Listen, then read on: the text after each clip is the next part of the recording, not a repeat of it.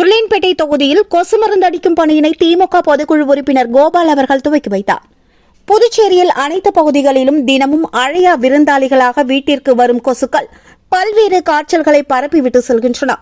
இதனால் மக்கள் இரவில் தூக்கத்தை தொலைத்து பரிதவித்து வருகின்றனர்.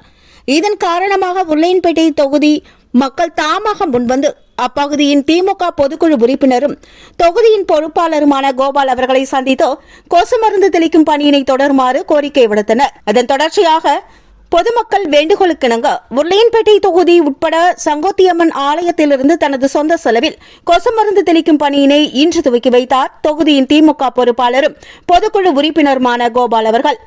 இவர் ஆண்டுதோறும் மக்கள் நலனை கருத்தில் கொண்டு இந்த பணியை செவ்வனே செய்து வருகிறார் என்பது குறிப்பிடத்தக்கது.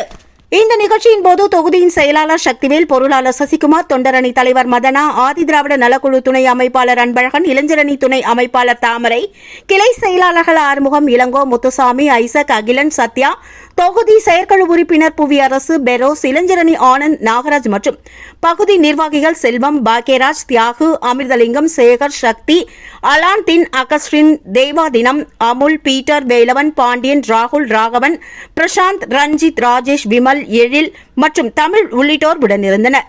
தொகுதியின் முன்னாள் இளைஞரணி துணை அமைப்பாளர் பாக்கியராஜ் அவர்கள் தலைமையில் கொசு மருந்து தெளிக்கும் பணிக்குழு அமைக்கப்பட்டுள்ளது என்பது குறிப்பிடத்தக்கது.